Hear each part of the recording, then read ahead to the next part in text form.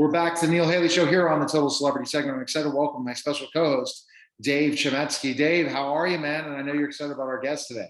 Yeah, I'm doing really well. I'm really excited to speak to Mr. Martin and hear about his new book, as well as the other books that he's written.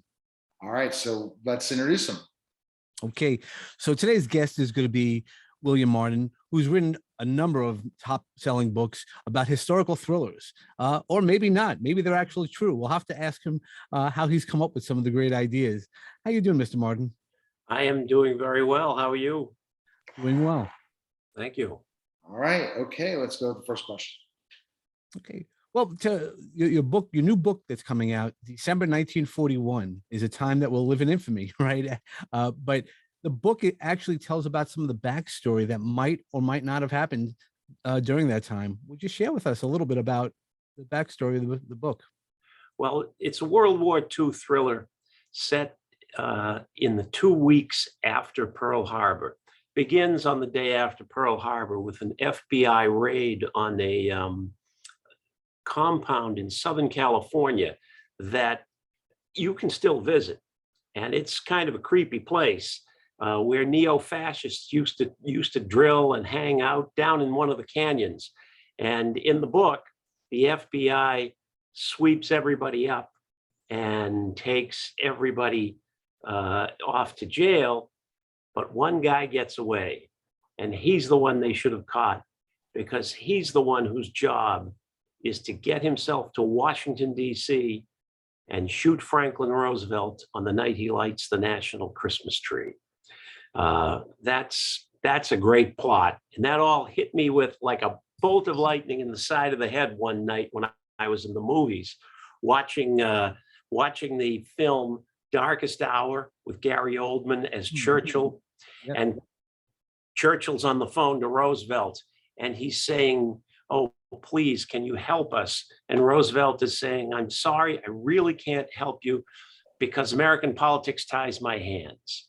And I watched that scene, and I watched Churchill slump in despair, and I thought to myself, in a year and a half, those two guys will stand on the south portico of the White House and light the national Christmas tree as an expression of alliance between the United States and Britain. And it will be a totally different world, but what a target they would make.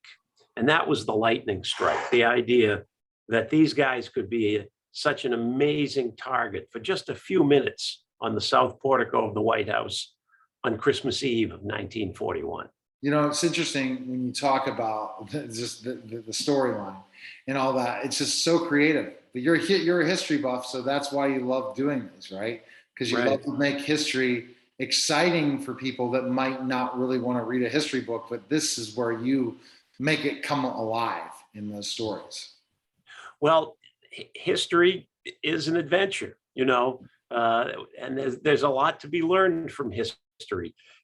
And I think that when I sit down at this desk, at this computer, in this office of mine, I always think that I am sitting down at a time machine. And where do I want to go? And who do I want to meet when I get there? It's a great way to conduct my daily business. And I always have characters that I love, characters that I hate, characters that I love to hate.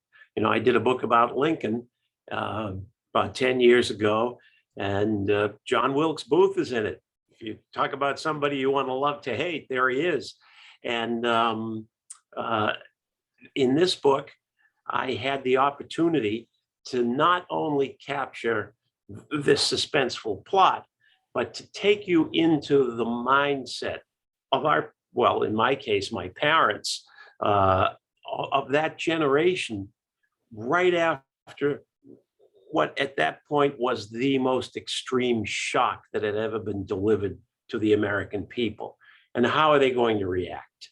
And I was able to capture the world of America in those 2.5 weeks, a world just awakening from the Depression, from the excitement of watching the war from a distance, and now suddenly having to face it straight on. And it was quite an enjoyable experience for me to get myself back there while I sat in this room. Well, that was one of the questions I had. Well, when you were just mentioning that there's the people you want to get to meet, who's some other people in history that you would love to meet? Because you've already written about the American Revolution, or at least one thing about the American Revolution, the Civil War, and now World War II. Yeah. I'm trying to figure that out right now. Who would I like to meet next and hang out with next and look in the eyes? Because one of the things that I try to do in these books, the Lincoln Letter, or a book called Citizen Washington, in which George Washington's whole life is told through the eyes of 12 separate narrators who tell their own story in the process of telling the story of Washington's life.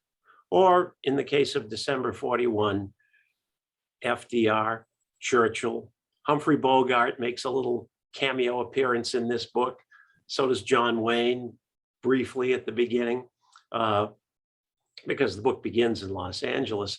But I like to meet human beings or giants who seemed to be giants today, who were human beings as well. One of the great moments for me as a writer was the first scene that I wrote in the Lincoln Letter, where the main character looks Lincoln in the eye, and Lincoln starts telling a joke.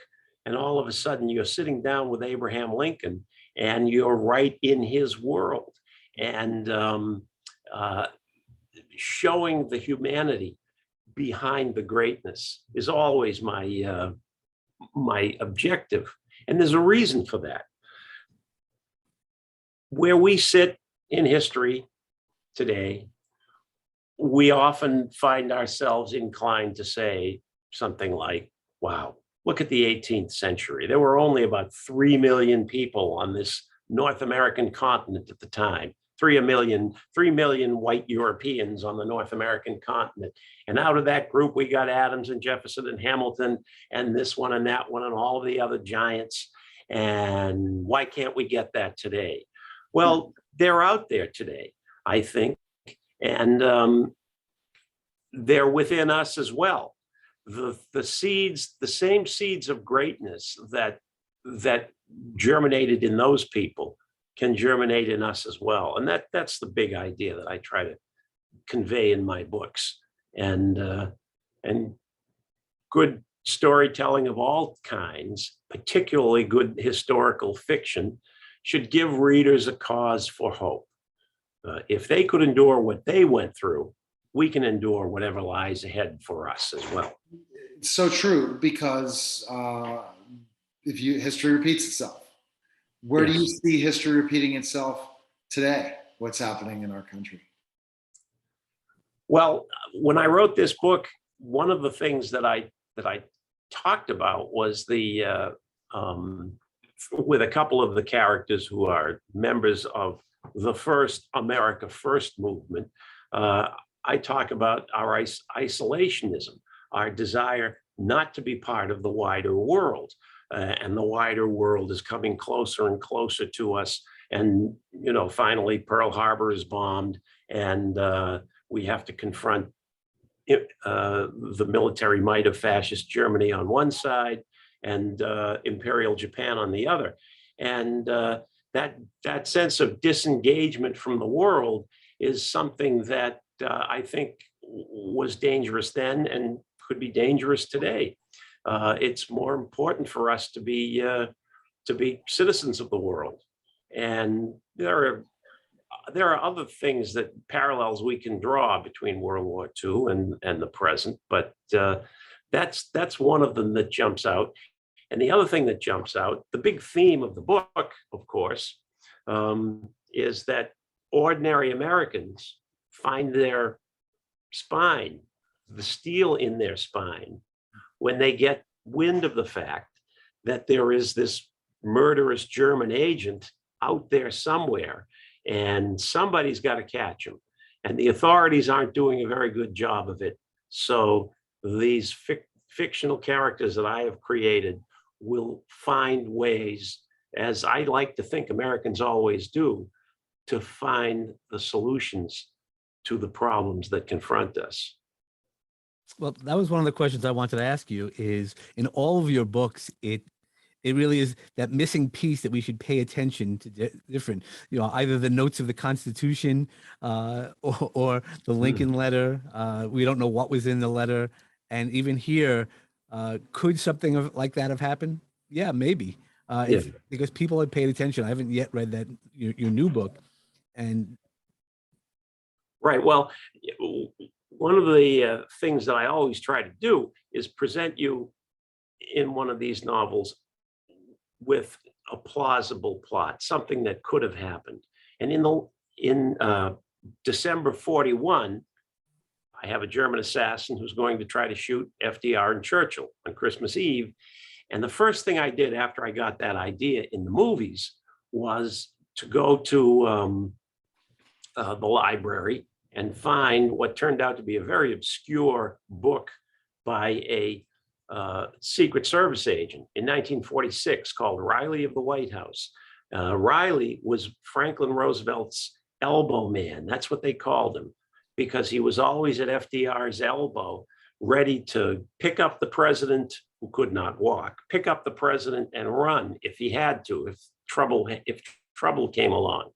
And Riley talks about how concerned they were in the first 2 weeks of the war with the possibility of a paramilitary German attack, like numerous soldiers who had been infiltrated into the United States attacking the White House, or even perhaps airdropping onto the White House. That was the Army that was worried about that. That's why they put machine guns up on the roof of the White House. But Riley and the rest of the Secret Service were concerned with that lone assassin, that guy who has the ability to get close and pull the trigger, the single guy. That was the one they were really worried about.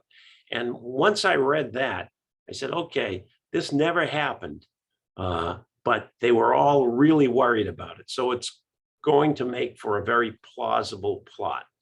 And when you get to that point in the book where that German agent is out there on the South Lawn, or maybe he's out on the ellipse, and you hear the Christmas carols playing in the background, and I capture the whole ceremony as accurately as it could have been captured. It's exactly as it unfolded.